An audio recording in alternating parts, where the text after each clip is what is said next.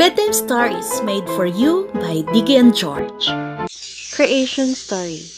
In the beginning, there was nothing. Everything was formless, and darkness covered the surface of everything.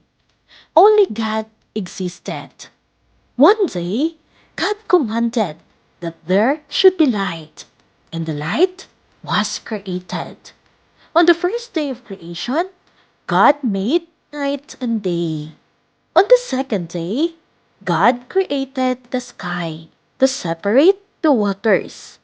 On the third day, the creation of land and sea took place. He also commanded that the land produce vegetation and seed-bearing plants, and that they must all multiply according to their own kind. On the fourth day, God created the sun, the moon, and the stars in order to serve as markers for the day, the night, the years, and the sacred times.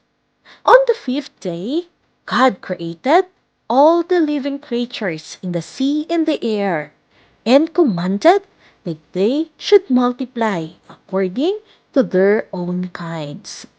On the sixth day, the creation of all the land animals was done, and God commanded them all to go forth and multiply across the earth according to their own kind.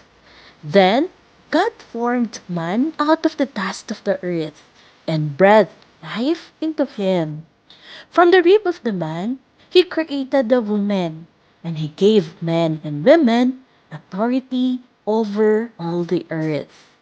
God was pleased by all that he created, and on the seventh day, God rested.